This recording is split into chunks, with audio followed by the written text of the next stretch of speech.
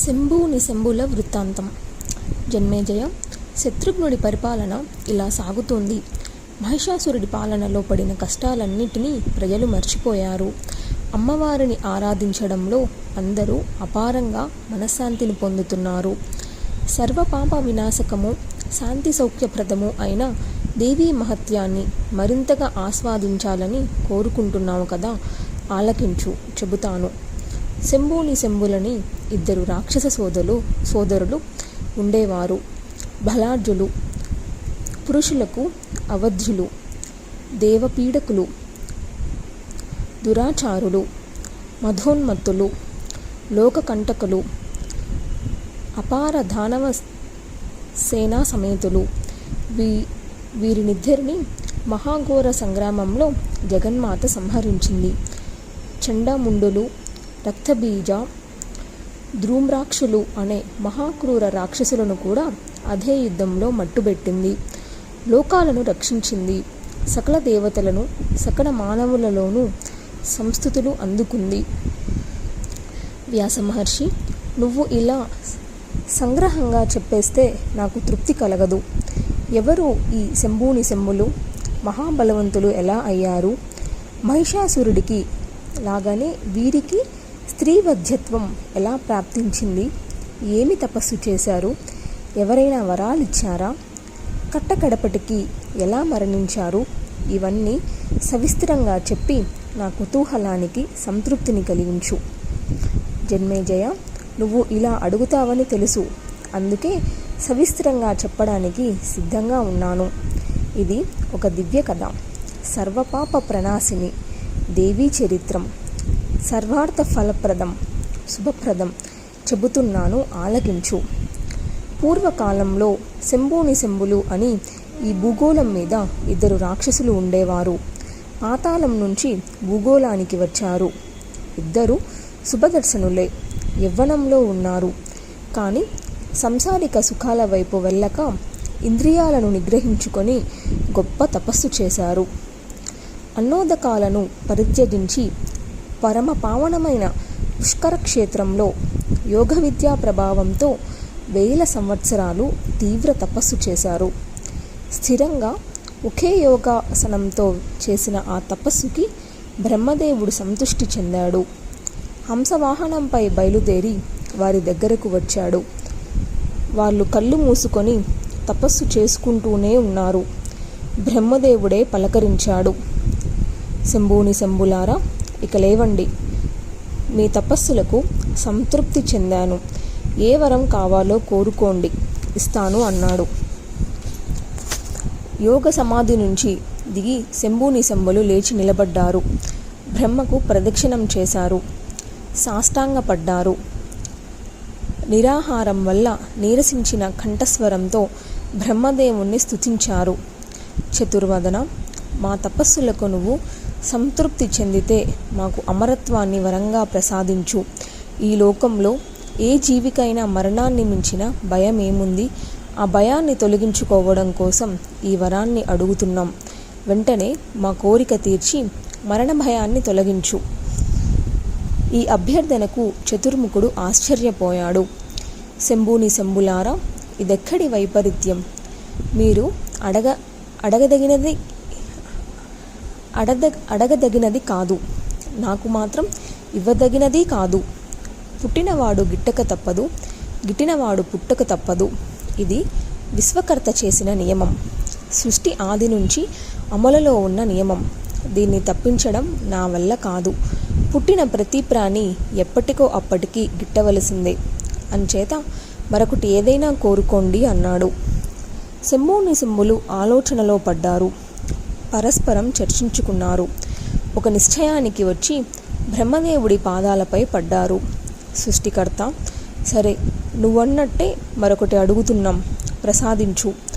అమరుల చేతిలో కానీ, మానవుల చేతిలో కానీ, జంతువుల చేతిలో కానీ, పక్షుల చేతిలో కానీ, ఏ పురుషజాతి చేతిలోనూ మేము మరణించకుండా వరం ప్రసాదించు. ఆడజాతికి మేము భయపడం, అబలలు, మా ముందు నిలవలేరు. అందుచేత పురుషజాతి వల్ల మాకు ప్రాణపాయం లేకుండా అనుగ్రహించు చాలు అన్నారు. బ్రహ్మదేవుడు సరే అన్నాడు. హంసపై ఎక్కి తుర్రుమన్నాడు. శంభు నిశంభుల తమ పాతాళానికి తిరిగి వెళ్ళారు. పురోహితుడు భృగ మహర్షికి విషయం విన్నవించారు. అతడు ఒక శుభముహూర్తాన బంగారు సింహాసనం చేయించి వీరిలో జ్యేష్ఠుడు కనుక శంభుడికి పట్టాభిషేకం జరిపించాడు. సర్వధామన సామ్రాజ్యానికి శంభుడు ప్రభువయ్యాడు. అభినందించి సేవించడానికి ఎందరెందరో దానవ మహావీరులు వచ్చారు. సమైక్యాన్ని ప్రకటించారు. వీరాది వీరులు, అపూర్వ సహోదరులు అయిన చండాముండులు, ధూమ్రలోచనులు, రక్తబీజుడు మహాసైన్య సమేతులై తరలివచ్చి దానవ చక్రవర్తి శంభుడికి తమ మద్దతు ప్రకటించారు. అతడి పక్షాన నిలబడి శత్రువులతో యుద్ధాలు చేయడానికి ప్రతిజ్ఞలు వహించారు. జన్మేజయ, వీరిలో రక్తబీజుడిది ఒక విచిత్రమైన జన్మ. రణరంగంలో ఆయుధం తగిలి అతడి శరీరం నుంచి నేలకు రాలిపడిన ప్రతి నెత్తురు బొట్టు నుంచి వందలు వేలుగా రక్తబీజులు ఆవిర్భవిస్తారు. అదే రూపం, అదే బలం, అదే ఆయుధంతో ఆవిర్భవిస్తారు. అదే పరాక్రమంతో అంతమంది శత్రువులతో యుద్ధం చేస్తారు. అంచేత సంగ్రామంలో ఈ రక్తబీజుడు అత్యంత దుర్జయుడు. ఇంకా ఇలాంటి దానవ వీరులు కోటాను కోట్లగా వచ్చి శంభుడికి సేవకులయ్యారు. శంభు నిశంభులకి భూగోళమంతా స్వాధీనమయ్యింది. ఇక స్వర్గమే స్వాధీనం కావాలి. నిశంభుడు సేనా సమేతుడై వెళ్ళి ఇంద్రుడి మీద యుద్ధం ప్రకటించాడు. దిక్పాలకులను వెంట నడుపుకుంటూ వజ్రపాణి ధీటుగా ఎదిరించి నిలబడ్డాడు. ఘోర సంగ్రామం జరిగింది. ఇంద్రుడు తన శతకోటిని గురిచూసి విసిరాడు. అది సరాసరి వెళ్ళి నిశంభుడి గుండెలకు బలంగా తగిలింది. వాడు ఆ దెబ్బకి మూర్ఛపోయాడు. రథం నుంచి నేలకు ఒరిగిపోయాడు. రాక్షస సైన్యం కకావికలయ్యింది. ఈ దుర్వార్త తెలియగానే అతి క్రూధుడై శంభుడు స్వయంగా రణరంగానికి పరుగు పరుగున వచ్చాడు. వస్తూనే చండా ప్రచండగా శరవర్షం కురిపించాడు. అమర సైనికులు దూదిపింజుల్లా ఎగిరిపోయారు. ఇంద్రుడితో సహా దిక్పాలకులంతా ఓడిపోయారు. శంభుడు విజయగర్వంతో వికటాటహాసం చేస్తూ వెళ్ళి ఇంద్రసింహాసనం అధిష్ఠించాడు. కల్పవృక్షాలు, నందనవనము, కామధేనువుతో సహా సమస్త దేవలోకాన్ని స్వాధీనం చేసుకున్నాడు. మహర్షులు చేసే యజ్ఞాలలో ఆవిర్భాగాలను కైవసం చేసుకున్నాడు. సుధాపానం చేసి సుఖ పారవస్యంలో మునిగి తేలాడు. దిక్పాలకుల నందరినీ పారద్రోలాడు. హతశేషులే మిగిలిన దేవతలను అడవులకు పారిపోయి తలదాంచుకున్నారు. నిరాధారులు, నిరాయుధులు, నిస్తేజస్కులు అయిపోయారు. కుండగుహలలో బిక్కుబిక్కుమంటూ కాలం గడుపుతున్నారు. ఒకప్పుడు మహాభోగాలు అనుభవించి ఇప్పుడు ఇలా కాందీసిక్కులయ్యారు. లోకపాలకులను యాతిగడించి అమర సుఖాలనుభవించేవారు ఇప్పుడు కొండల్లో, కోణల్లో, నదీ తీరాల్లో కష్టాలు చవిచూస్తున్నారు. జన్మేజయ, సుఖాలు దైవాధీనాలు కదా. ఎప్పుడు ఎవరిని వరిస్తాయో, ఎవరిని త్యజిస్తాయో ఊహించడం కష్టం సుమా. అమరులు బలవంతులు, ధనవంతులు, జ్ఞానవంతులు అయితేనేమి ఈవేళ దైన్యాన్ని అనుభవిస్తున్నారు. కాలమహిమ అటువంటిది. జన్మేజయ, ఈ కాలమహిమ చిత్ర విచిత్రంగా ఉంటుంది. ఒకడిని ఒకప్పుడు మహారాజును చేస్తుంది. అంతలోనే అతడినే భిక్షకుడిగా మార్చేస్తుంది. రాజు బంటు అవుతాడు, బంటు రాజు అవుతాడు, దాత యాచకుడవుతాడు, బలవంతుడు బలహీనుడవుతాడు, పండితుడు అజ్ఞాని అవుతాడు, మహాసూరుడు మహాబీరువు అవుతాడు. 100 యజ్ఞాలు చేసి సంపాదించుకున్న ఇంద్రపదవిని ఈనాడు కోల్పోయి సచీపతి అడవుల పాలయ్యాడు. కాలమే ధర్మిష్ఠుని చేస్తుంది, జ్ఞానిని చేస్తుంది. మళ్ళీ అదే కాలం అదే మనిషిని పాపిష్ఠుణ్ణి, అజ్ఞానాన్ని చేస్తుంది. ఇందులో ఆశ్చర్యపోవాల్సింది ఏమీ లేదు. కాలమహిమ అటువంటిది. బ్రహ్మ, విష్ణు, మహేశ్వరులకే ఇటువంటి కష్టాలు తప్పలేదు. విష్ణుమూర్తి సూకర జన్మ ఎత్తాడు. మహాశివుడు పుర్రె చేతబెట్టి భిక్షాటనం చేస్తున్నాడు. కాలమే అన్ని వేళలా అందరికన్నా బలీయం. దేవతలకు దేవి ప్రసన్నత. జన్మేజయ, శంభుడు స్వర్గ సామ్రాజ్యాన్ని ఆక్రమించి 1000 ఏళ్ళు గడిచింది. అడవుల్లో జీవిస్తున్న దేవతలంతా క్రమక్రమంగా సంఘటితులయ్యారు. బృహస్పతిని సలహా అడిగారు. మన రాజ్యాన్ని, మన భోగాలను తిరిగి పొందటానికి ఏదైనా ఉపాయం చెప్పమన్నారు. వేద మంత్రాలను సరిగ్గా పఠిస్తే వాంఛితాలు నెరవేరతాయంటారు కదా. కోరికలను తీర్చే యజ్ఞాలు, యాగాలు ఉన్నాయి అంటారు కదా. అవన్నీ నీకు తెలుసు, నీకు మాత్రమే తెలుసు కనుక గురోత్తమ, మా కోసం అవన్నీ జరిపించు. శత్రు వినాశనానికి ఏమేమి చెప్పబడ్డాయో అవన్నీ చెయ్యి, విధి విధానంగా చెయ్యి. దానవ వినాశనానికి అవసరమైన చేతబడులంటివి కూడా అన్నీ నిర్వర్తించు. ఇంద్రాదుల నోటి నుంచి ఇటువంటి మాటలు వింటుంటే బృహస్పతికి నవ్వు వచ్చింది, జాలి వేసింది. మృదువుగా పలికాడు, దేవతలారా, వేద మంత్రాలు స్వతంత్రాలు కావు. తమంత తాము ఫలాలను ఇవ్వవు. ఫలాలు ఎప్పుడూ దైవాధీనాలు. మంత్రాలకు అధిదేవతలు మీరే కష్టాలు పాలయ్యారు. ఇది కాలమహిమ. దీనికి విరుగుడు నేనేమి చేయగలను? యజనయాజనాలతో అతి ముఖ్యులైన ఇంద్రాగ్ని వరుణలే ఖడగండ్ల పాలైతే ఇక మీరు ఏ యజ్ఞాలు చేస్తారు? నేనేమి చేయిస్తాను? ప్రతిక్రియ ఏదీ నాకు తోచడం లేదు. జరగవలసింది జరగడమే, మనం అనుభవించడమే. ప్రతి కష్టానికి ఏదో ఒక తరుణోపాయం ఉంటుందని శిష్టులు చెబుతున్నారు. దైవమే బలీయమని మరికొందరు అంటున్నారు. ఈ ఉపాయవాదులు దైవాన్ని నిరర్ధకమని నిరసిస్తారు. ఇవి రెండూ కలిసినప్పుడే కార్యసిద్ధి కలుగుతుందని నా అభిప్రాయం. కేవలం దైవాన్ని నమ్మి ఊరుకోకూడదు. స్వబుద్ధితో ఉపాయము ఆలోచించాలి. అందుచేత బాగా ఆలోచించి ఒక మాట చెబుతున్నాను, శ్రద్ధగా ఆలకించండి. మీకు తెలిసిందే కానీ ఇంతకాలము భోగాలలో మునిగి తేలుతూ మర్చిపోయినట్టున్నారు. పూర్వకాలంలో ఒకప్పుడు ఆదిపరాశక్తి మహిషాసురుణ్ణి సంహరించింది, గుర్తుందా? అప్పుడు మీరంతా ఆ మహాలక్ష్మిని బహువిధాలా స్తుతించారు. ఆవిడ సంతోషించి మీకు ఒక వరం ఇచ్చింది. మీరు తముల్చుకోలేని మహాపదులు మిమ్మల్ని చుట్టుముట్టినప్పుడు నన్ను ఒక్కసారి స్మరించండి, నేను వచ్చి మీ కష్టాలు తీరుస్తాను అని అభయం ఇచ్చింది. గుర్తుకు వచ్చిందా? అందుచేత మీరంతా వెంటనే బయలుదేరి హిమాలయ శిఖరానికి వెళ్ళండి. ప్రశాంత సుందర ప్రదేశంలో ప్రేమపూర్వకంగా భక్తిమహితంగా చండికను ఆరాధించండి. మీలో మాయాబీజ మంత్రజ్ఞులు ఉన్నారు. ఆ మంత్రాలను పునర్చన చేయండి. యోగశాస్త్రం తెలిసిన వారు ఉన్నారు. యోగబలంతో ఉపాసించండి. పరాశక్తి ప్రసన్నురాలవుతుంది. మీ దుఃఖాలు తొలగిపోతాయి, సందేహం లేదు. ఆ జగన్మాత హిమశైల శిఖరం మీదనే ఉంటుందని విన్నాను.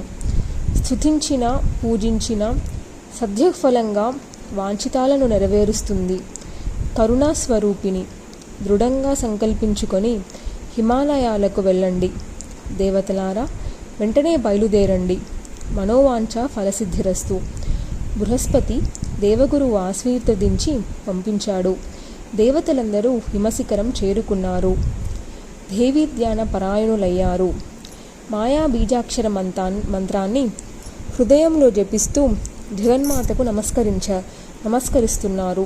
స్తోత్రాలు పఠిస్తున్నారు.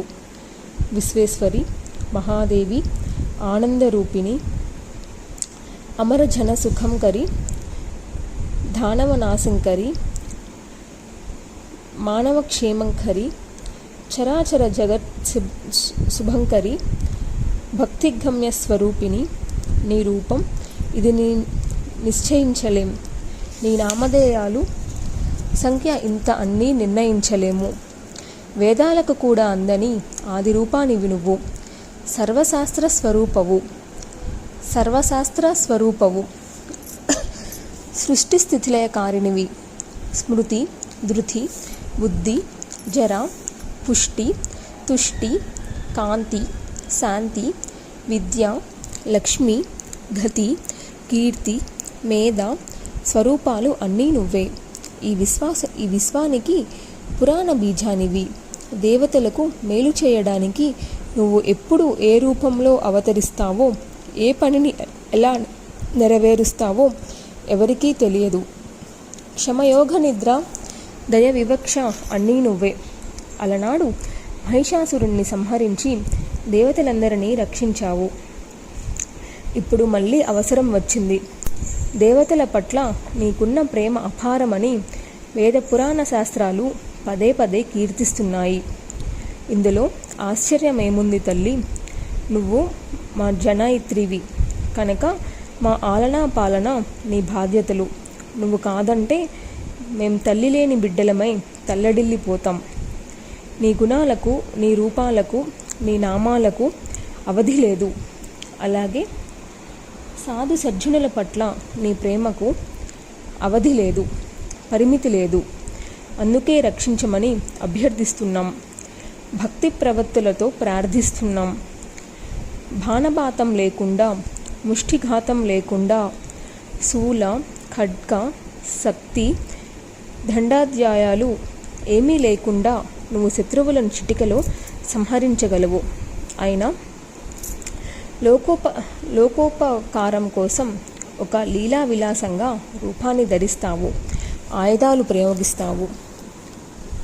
కారణం లేకుండా కార్యోత్పత్తి జరగనిదే శాశ్వతం, సత్యం.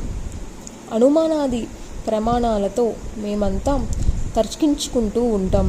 ఈ విశ్వానికి నువ్వే కర్తవని, బ్రహ్మ, విష్ణు, మహేశ్వరులు సృష్టి స్థితిలయ కర్తలని పురాణాలు చెబుతున్నా ఆ ముగ్గురిని యుగాదిలో సృష్టించినది నువ్వే కనుక చరాచర జగత్తువు నువ్వే. ఆ త్రిమూర్తులు అలనాడు నిన్ను ఆరాధిస్తే సంతోషించి ముగ్గురికి 3 శక్తులు ప్రసాదించావు. ఆ శక్తులు నీ రూపాలే. వాటి సాయంతోనే ఈ ముగ్గురు తమ విధులను నిర్వహించగలుగుతున్నారు. మహాయతీశ్వరులమని చెప్పుకుంటూ లోకుల చేత పాదపూజలు అందుకుంటున్నవారు నిజంగా నిన్ను ఉపాసించకపోతే వారు యతులు కాదు, వట్టి మందమతులు. నువ్వు విశ్వజననివి, పరావిద్యవు, సకల వాంఛాప్రదవు, ముక్తిప్రదవు, నిబుంద వందిత పాదారవిందవు. హరిహరాదులే నిన్ను సేవిస్తున్నారు, దేవదానవులు నిన్ను అర్చిస్తున్నారు. అటువంటి నీ దివ్య చరణారవిధీలాలను ధ్యానించాని అల్పబుద్ధులను ఏమనాలి? విధి వంచితులంటి వీరుగాక వేరెవరు? నీ అంశావతారమైన లక్ష్మీదేవి పాద పంకజాలకు శ్రీ మహావిష్ణువు స్వయంగా పారాని దిద్దుతూ ఉంటాడు. త్రినేత్రుడైన శంకరుడు పార్వతి పాదాంబుజ పరాంగరేణువులను శిరసా వహిస్తాడు. అటువంటిది నీ పాదాలను భజించని మానవమాతృడు గురించి ఏమి చెప్పమంటావు? విరాగులై సంసారాలను విడిచిపెట్టే తపస్సులు చేపట్టిన మునీశ్వరుల సైతం నీ పాద పద్మాలను ఆరాధిస్తున్నారు. జగన్మాత ఒకటి మాత్రం ఖాయం, సంసార కూపపతులై నిన్ను అర్చించని వారు నిజంగా పతీతులు. వారికి రోగాలు, రోష్టులు తప్ప సుఖాలు ఉండవు. ఈ జన్మలో కట్టెలమ్ముకుంటున్నో గడ్డి గాదము అమ్ముకుంటూనో మహాదరిద్రం అనుభవిస్తున్న వారంతా క్రిందటి జన్మలో జగన్మాతను అర్చించిన వారని నిర్ధారణగా చెప్పవచ్చు. జన్మేజయ, సకల దేవతలు సామూహిక దీక్షగా ఇలా స్తుతిస్తే కరుణామయి హృదయం కరగకుండా ఉంటుందా? రూపయవ్వన సంపన్నగా ప్రత్యక్షమయ్యింది. దివ్య సుందర వస్త్రాలు ధరించింది. దివ్య సుందర భూషణాలు అలంకరించుకుంది. దివ్య సుందర మాలికలు ముడుచుకుంది. దివ్య చందన చర్చ జరుపుకుంది. జగన్మోహన లావణ్యంతో, సర్వలక్షణ లక్షిత రూపవైభవంతో ఆ అద్వితీయ స్వరూపని దేవతలకు దర్శనం అనుగ్రహించింది. గంగానదిలో స్నానానికని హిమ హిమగిరి గహ్వరం నుంచి వెలువడి వచ్చి ఆ విశ్వమోహన మోహిని తన మేఘ గంభీర కంఠధ్వనితో కోకిలలాగా దేవతలను పలకరించింది. భో దేవతః, ఏమిటి ఇంతగా స్తుతిస్తున్నారు? మళ్ళీ ఏమి ప్రమాదం వచ్చింది? అందరూ చింతావిష్టులై కనపడుతున్నారు. కారణం ఏమిటి? నేనేమి చేయాలి చెప్పండి. ఆ దివ్యరూప సౌందర్యానికి సమ్మోహితులైన దేవతలు ఈ పలకరింపుతో తేరుకున్నారు. ఓ విశ్వేసి, కరుణారాశి, కాపాడు తల్లి, కాపాడు. రాక్షసులు పెట్టే బాధలు పడలేక నిన్ను శరణు వేడుతున్నాము. పూర్వం ఒకప్పుడు నువ్వు మహిషాసురుణ్ణి సంహరించి మాకు ఒక వరం ఇచ్చావు. మహాపదలు చుట్టుముట్టినప్పుడు నన్ను స్మరించండి, వెంటనే వచ్చి రక్షిస్తాను అన్నావు. ఆ ధైర్యంతో నిన్నిప్పుడు స్మరించాము. ఎందుకంటే మునుపటి కన్నా పెద్ద ఆపద వచ్చి పడింది మాకు. శంభులను 2 మహారాక్షసులు తయారయ్యారు. ఘోరాతి ఘోరులు, యజ్ఞ విఘ్నకారులు. మమ్మల్ని తరిమేసి స్వర్గం ఆక్రమించుకున్నారు. వీరు కూడా పురుషులకు అవ్యధులుగా వరం పొందినవారే. అలా వరం ఇచ్చినది మళ్ళీ బ్రహ్మదేవుడే. వీళ్ళకి సైధోడు, రక్తబీజ, చండాముండాది మహావీరులు ఇంకా చాలామంది ఉన్నారు. అందరూ కలిసి మమ్మల్ని ఏడిపించక తింటున్నారు. వీళ్ళ దాటి తట్టుకోలేక మేమంతా చెట్టుకొకరు పుట్టకొకరుగా పారిపోయాం. అడవుల్లో ఆకులు అలుములు తింటూ కాలం గడుపుతున్నాం. కంటి నిండా నిద్రపోయి ఎంతకాలం అయిందో. నందనవనంలో కల్పవృక్ష ఛాయల్లో క్రీడించే మేము ఘోరాన్యాలలో తలదాచుకోవాల్సి వచ్చింది. రత్నఖచిత సువర్ణ దివ్య హర్నాలలో నివసించిన మేము చీకటి గుయ్యారాల వంటి కొండ గుహలలో బితుకుమంటూ కాలం వెళ్ళమారుస్తున్నాము. అమ్మా, మా బాధలు ఎన్నని చెప్పుకోలేము, ఎంతని చెప్పుకోము. అన్నీ ఎరిగిన దానివి. మాకు నువ్వు తప్ప మరొక దిక్కు లేదు. కాస్తంత ఉపకారం చేసి పెట్టు. మేమంతా నీ పాదదాసులం, సేవకులం.